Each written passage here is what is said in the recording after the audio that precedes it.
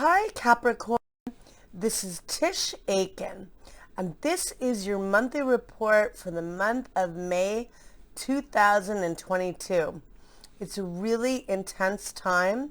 We are in eclipse season, which means it's a heightened sense of activity, a lot happening in a very short period of time. Eclipses bring things to light. They can bring major revelations.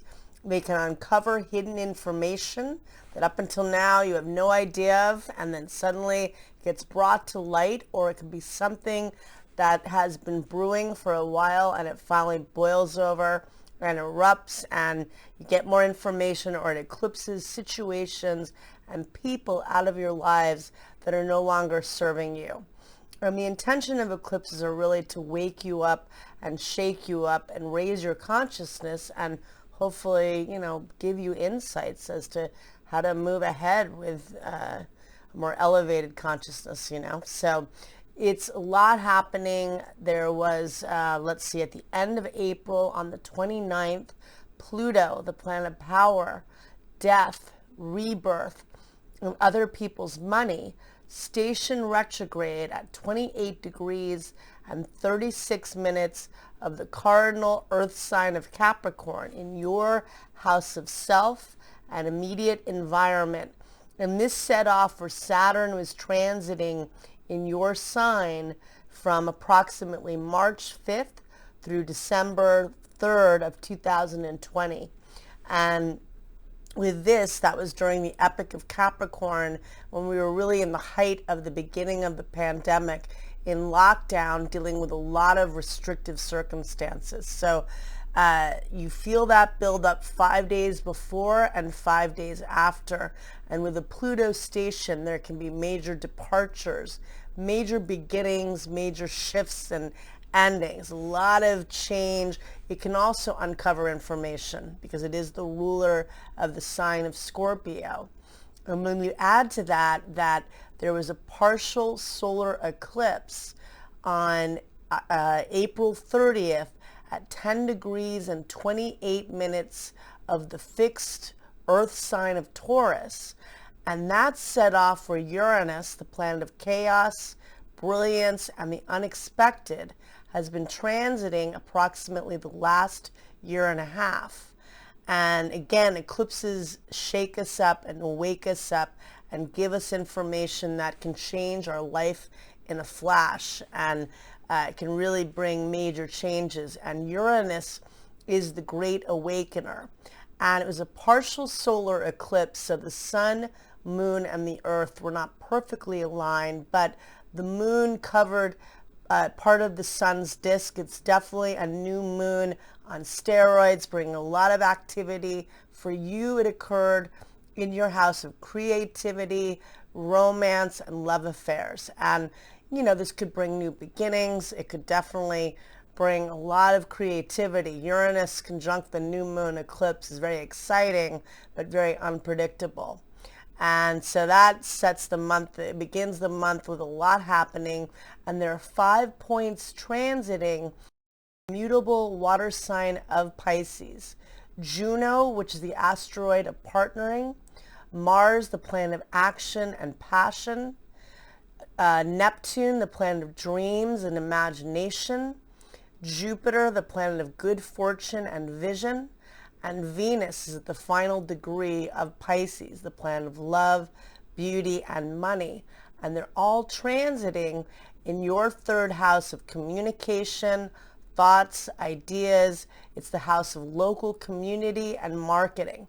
So this is an excellent opportunity for really tapping into the dream.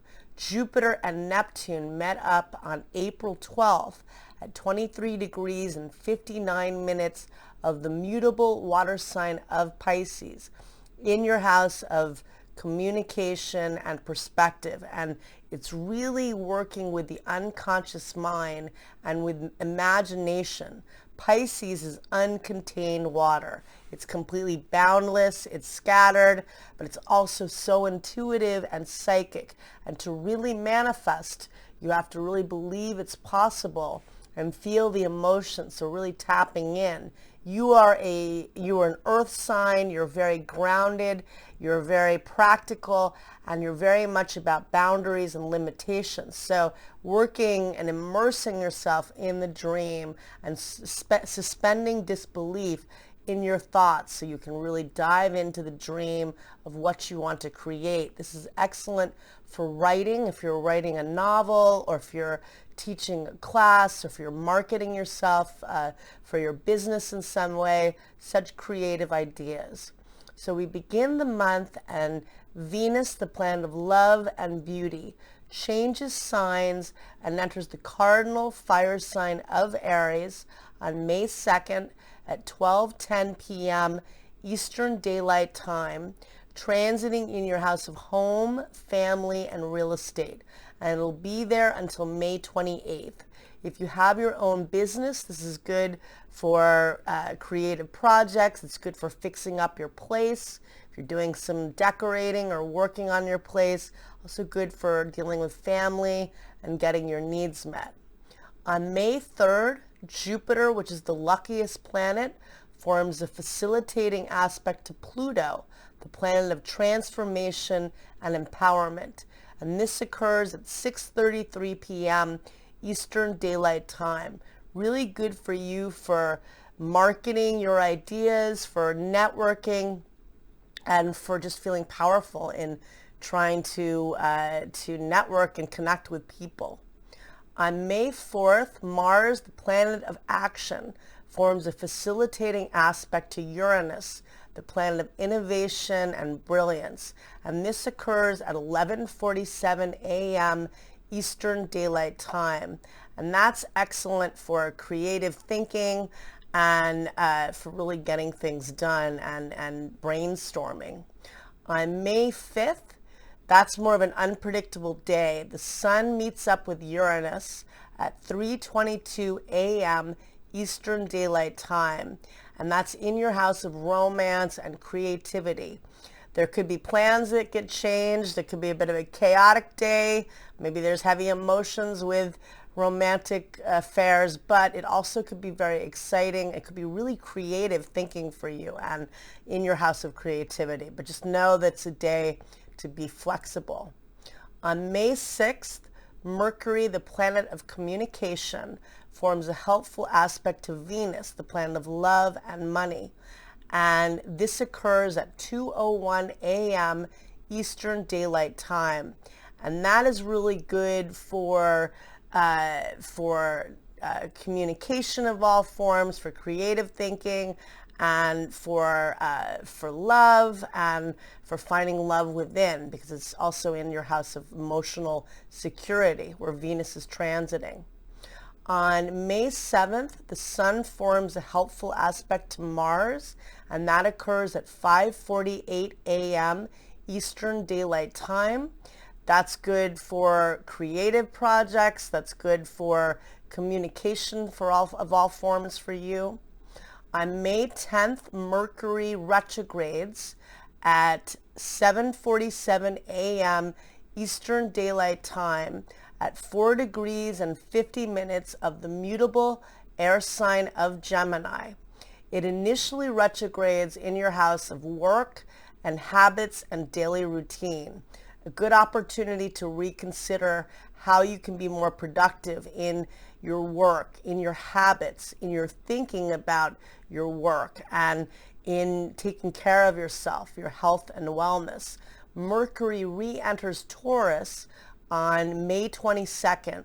It will station direct on June 3rd at 25 degrees of the fixed earth sign of Taurus in your house of romance, creativity, and love affairs and joy. So, and then Mercury will re-enter Gemini on June 14th.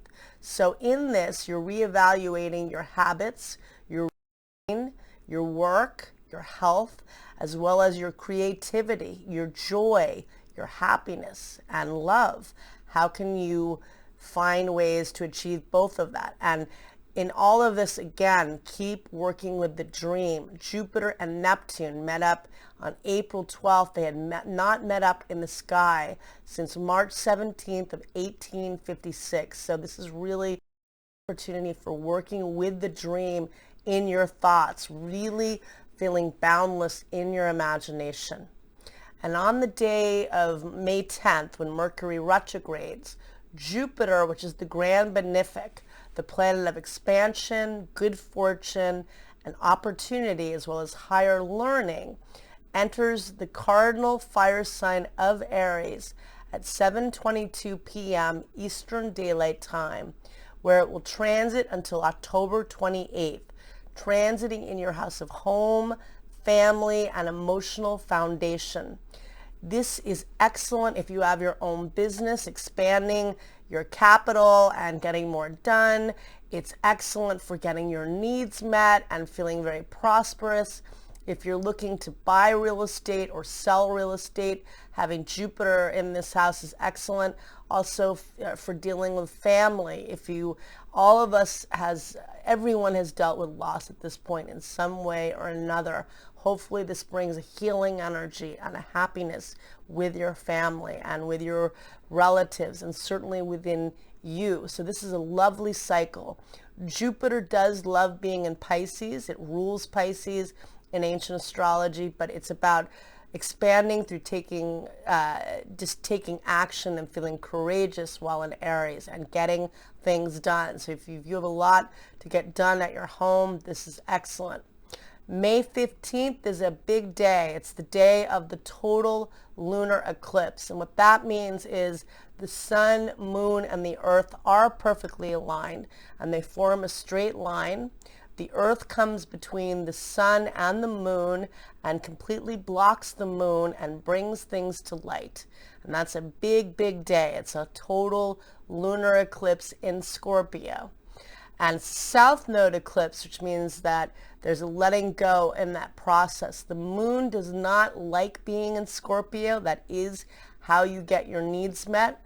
The moon is in its fall position because it rules the opposite sign of Taurus, where it's exalted. So in Scorpio, it's very emotionally intense, it's painful, but it's about purging what's keeping you from having happiness and healing yourself and empowering yourself in a very challenging time. So on the day of May 15th, early in the day, Venus and Chiron, which is the wounded healer, they meet up at 8:13 a.m. in your house of home and family, dealing with the wounds around family and around your own issues personally, and dealing with healing energy. The sun squares Saturn at 2:49 p.m. Eastern Daylight Time. That is the planet of restrictions and the ruler of your sign that could feel blocked or difficult for finding joy.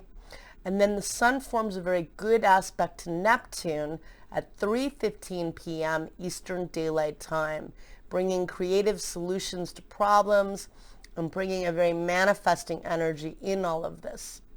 And then the total lunar eclipse occurs on May 15th at 9:14 p.m. Pacific Daylight Time and on May 16th at 12:14 a.m. Eastern Daylight Time at 25 degrees and 18 minutes of the fixed water sign of Scorpio in your house of friends, groups, community, and networking. There could be some major news with friends, maybe some friendships end, maybe you get news a friend is leaving town or big change is going on. A lot of emphasis on your friendships and on your love life with these eclipses, but also, eclipses are like wild cards. A lot's happening. You know what area of your chart it's occurring. In this case, this total lunar eclipse, which is very emotional, is falling with your house, in your house of friends and groups. So that's where the energy is most focused. But, it can transpire in so many ways, and, it's going to be a heightened time and probably, realistically very emotionally intense in the middle of the month. On May 18th, Mars and Neptune meet up at 2:33 p.m. Eastern Daylight Time in your house of communication and local community. Not the best energy for networking because it could be confusing and misleading, but excellent for doing creative thinking, manifesting, meditating, and spiritual practice, journaling your ideas. On May 19th, the sun forms a positive angle to Pluto at 8:11 a.m. Eastern Daylight Time, and that's really good for getting things done, for feeling empowered, and very good for you creatively and romantically.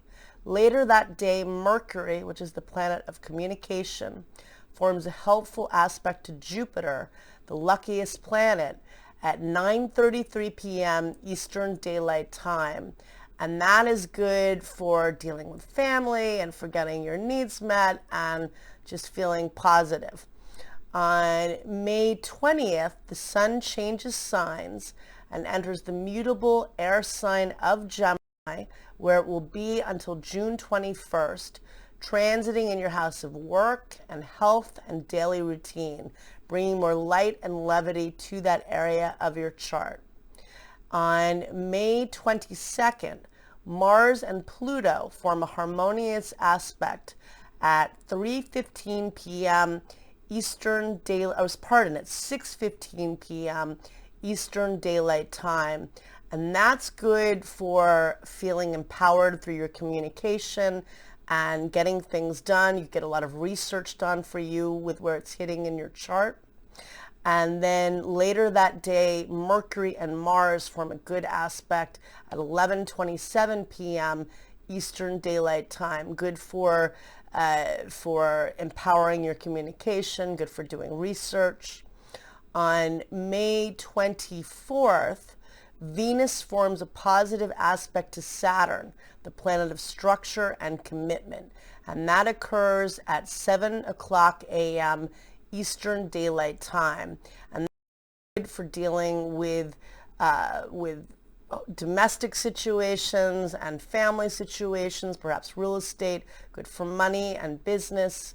And then later that day, Mars, the planet of action and passion, changes signs and enters the Cardinal Fire sign of Aries, which is the sign it rules, transiting in your house of home and real estate, where it will be until July 5th. So a lot of focus and activity on your home life, on, again, you might be doing repairs or work at home. Jupiter's going to be there until the end of April, and then it'll re-enter on December 20th. That's expanding that area of your chart, and then Mars will be there until the beginning of July. So if you work from home or have your own business, you can expect to be very busy and also getting a lot accomplished at home, getting organized, doing renovation, repairs, throwing things out, decluttering, whatever, you know.